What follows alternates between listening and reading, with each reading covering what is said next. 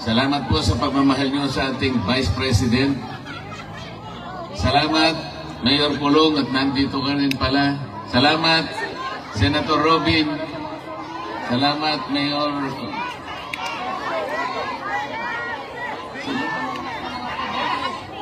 Salamat sa aking kaibigan, Atty. Vic Rodriguez. At lalong-lalo na po kayong lahat na hindi nagmamaliw ang inyong pagmamahal sa ating bayan. Napaka-problemado po ng ating bansa, ngunit huwag po tayong mawawalan ng loob. Magsama-sama po tayo para ayusin po natin ang ating bansa. Akala ko po nung nag-issue ng resignation order ang ating Pangulo, akala ko totoo na eh. Akala ko naman yung bureaucratic reset. Kahit konti lang, naniwala ko, baka okay naman yata ito. Wala rin. Akalain mong naglagay siya ng PNP, si Torre na naman. Kilala niyo ba si General Torre?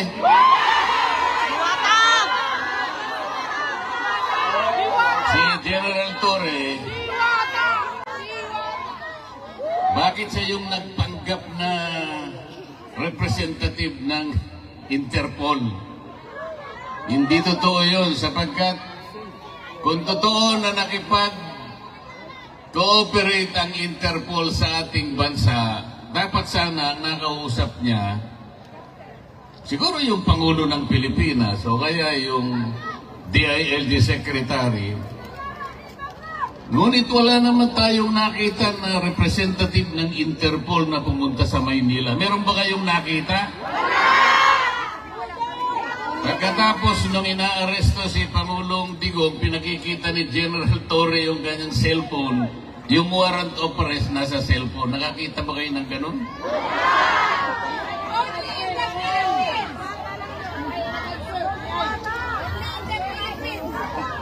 Hindi po ganun ang pagsisilbi ng warrant of arrest. Dapat po yung representative ng Interpol ang pumunta sa Maynila, dala-dala niya yung physical copy ng warrant of arrest. Ganon po yung paraan, hindi po pinakikita sa cellphone. Yun pong counterpart ng Interpol sa Maynila, ito yung PCTC. Ito yung executive director, nandun dapat hindi nagpakita. Ang kanilang ginamit ay General Torre na walang kapangyarihan magsilbi ng warrant of arrest.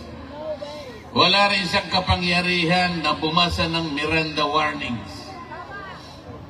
Bakit siya na naman ang na-appoint na PNP? PNP chief. So, ang buong akala ko, pag pinagtatanggal mo, pinag-resign mo lahat, ang miyembro ng iyong gabinete, tanggalin mo na silang lahat, pumili ka na lang ng mas magaling. O hindi naman nata totoo eh. Tingnan po ninyo kung anong nangyari sa ating bansa. Yung ekonomiya natin, humirap na ng humirap ang ating bansa. Yung presyo ng bilihin hindi na maabot ng kinikita ng karaniwang manggagawa. Nag-aaway nga sa Kongreso ngayon eh. Kasi po sa taas ng bilihin, kinakailangan mag-legislate na lang na maitaas na yung sahod. 200 pesos per day, sabi ng House of Representatives. 100 pesos sabi naman ng Senado. Ang tagal na magdebate. In the meantime, kawawa ang mga mamamayan. Bakit hindi na lang nilagay yung 150 pesos na lang, i-legislate na yan, pansamantala man lang, makaabot-abot man lang yung kinikita. Hirap na ang Pilipino. Pagkatapos, hindi naman niya tinanggal yung mga economic managers. Nandun pa rin ang BBM. Nandun pa rin yung NEDA, pinalitan lang ang pangalan. Nandun pa rin ang, ano ba yun? Department of Finance. DOJ! Eh anong gagawin mo? Akala ko ba ang pangit ng ating ekonomiya, akala ko ba ayusin natin, ba't hindi ka maglagay ng matino? Naglagay ka, pagkatas, tinanggal mo, pagkatas nilagay mo sa ganito, hindi po pwede yung gano'n. Pero kaya po tayo nandito, sapagkat nandito ang taong kinikilala natin, ang pinakamabuti, ang pinakamagaling na presidente ng Republika ng Pilipinas. Akalain mong dadalhin dito? May araw na. Yun po bang ating justisya sa Pilipinas ay hindi na gumagana?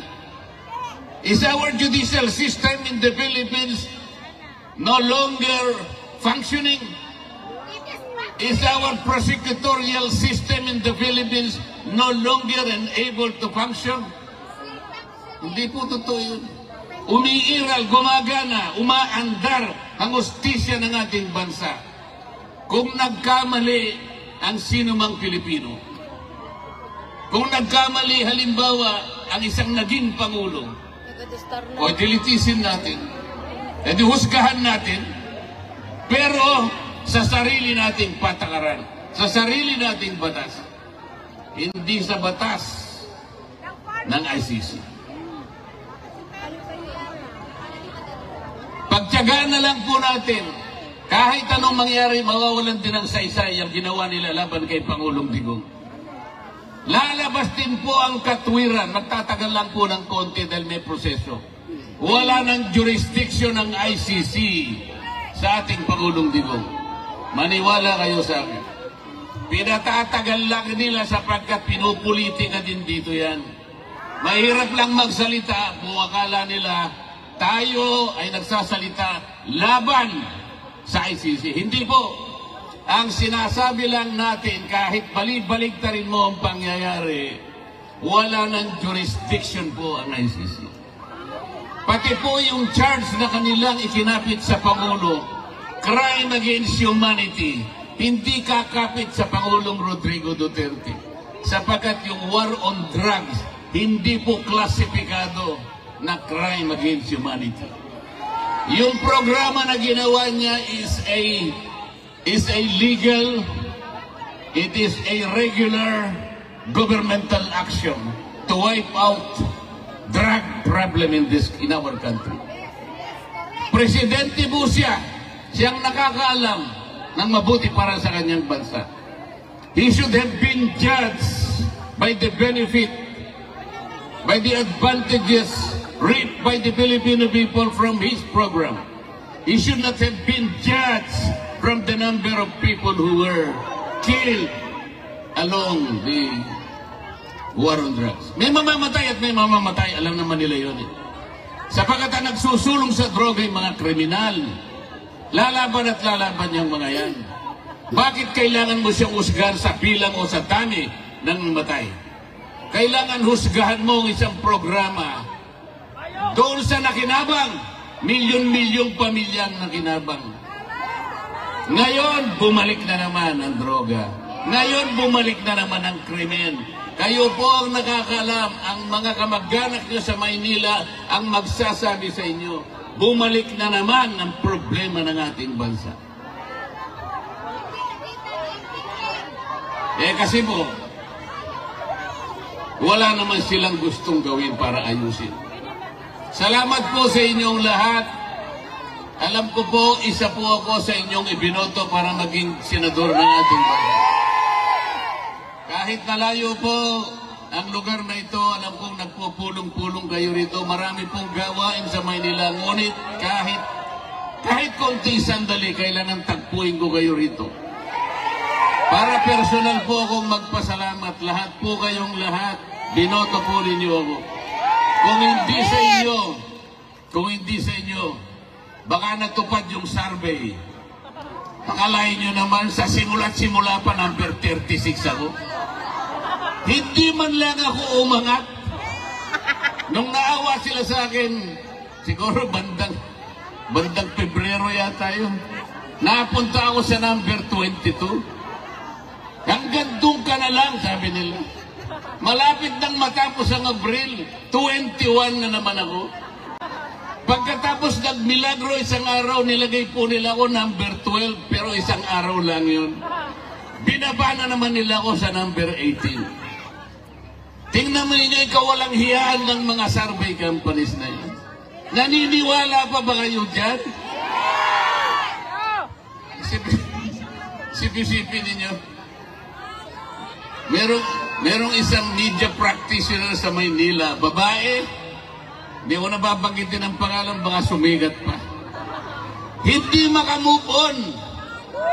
Hindi siya makapaniwala bakit daw si Rodante Marcoleta naging number 6. Hindi niya kasi binabasa yung ating mga kababayang katulad ng inyong mga kamag-anak at kayong lahat.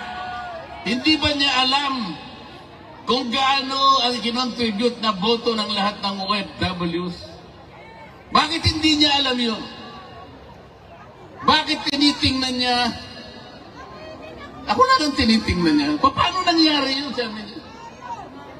Paano nangyari si Marcoleta ay nanalo? Paano nangyari yun? Nakakaawa yung tao na yun. Nakalimutan niya. Nakalimutan po niya, napakaraming nagmamahal pala kay Rodante Marcoleta. Ngayon po, masasabi ko na sa inyo, lintik lang ang walang ganti. Ginawa, ang gusto nila number 36 ako. Sabi ng mga tao, hindi, kailangan maging number 6. So yun po yung nangyari. Yun po ang nangyari. Umanda sila.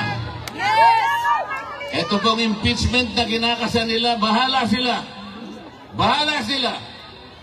Pero kung ako ang masusunod, sabi ko sa kanila, para mabawasan ang kahihiyan ng ating gobyerno, para hindi na mapahiya ang administrasyon, tigilan nyo na. Tigilan nyo na para hindi na mapahiya. Ngayon, kung gusto nyo mapahiya, o ituloy nyo. Hindi rin naman kayo mananalo. Kahit saan tayo mapunta, hindi mananalo. Hindi mananalo ang kalaban ng ating Vice President. Sinabi ko na noong una, uulitin ko sa inyo, kung ayaw nilang itigil, nasa sa kanila.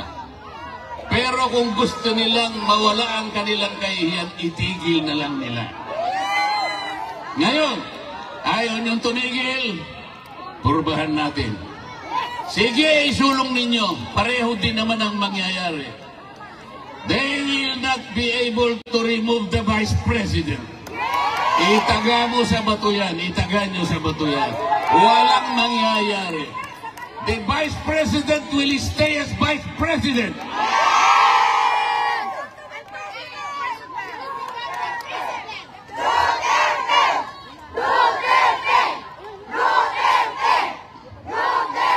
Malungkot lang po ako sapagkat bago ako pumunta rito, gumawa po ako ng request sa ICC. Payagan nyo sana ako kahit ilang minuto lang makausap ko ang dating Pangulo ng Republika ng Pilipinas. Nakikiusap ako sa inyo, sabi ko, sapagkat gusto ko siyang makita ng personal para personal kong sabihin sa kanya ang aking pagpapasalamat. Dahil ako po'y naging senador dahil sa tulong niya. Yes. Marami pong tumulong sa akin, ngunit siya ay malaki po ang naitulong niya sa akin. Naghintay po ako ng mga ilang araw. 1 linggo siguro o mahigit pa. Hanggang ako po'y tumulak papunta rito, wala po silang ibinigay na sagot sa akin. Sa aking palagay, hindi rin po ako makakapasok para makausap ko man lang. Kahit na ba 3 minuto ay hindi nila ako bibigyan? Anong klaseng justisya naman yung ICC na yan? Yes. Dito pa naman sa Europa, ang akala ko dito mas matatag, dito mas malinaw ang justisya sapagkat magagaling silang mga tao. Pero Pati ba naman yung 3 minuto o 5 minutong ihingin ko lang, makausap ko man lang, makita ko man lang, mahawakan ko lang ang kamay, makita ko lang kung anong kalagayan niya. Sapagkat malaking bagay naman po para sa isang tao na kagaya niya. Hindi po nila ibibigay siguro sa akin. Ala, Tidjo. Mamaya po, magbabakasakali akong pumunta ron, makita ko man lang yung lugar kung saan siya nakapiit. Pero huwag tayong mawawala ng pag-asa. Huwag tayong mawawala ng pag-asa. Sapagkat, hindi pa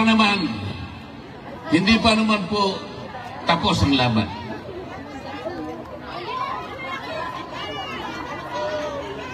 Sa ngayon po, maghintay lang po tayo. Maging matiisin lang tayo. Huwag tayong susuko. Huwag nating isusuko ang laban. Nasa panig po tayo ng katwiran. Nasa panig po tayo ng batas. Alam ko po, si Pangulong Duterte malakas ang kanyang loob. Hindi siya papayag. Hindi siya masisira ng loob. Kilala ko yung tao na yun. Makikipaglaban siya para sa inyo. Kahit kanya ng kalagay niya, nakapiit siya, pero kayo ang inaalala niya. Kaya, huwag po kayong mawawalan ng loob, huwag kayong mawawalan ng pag-asa. Tatapusin po natin ang laban. Maiuwi po natin ang Pangulong Digong. Let's bring him home. Salamat.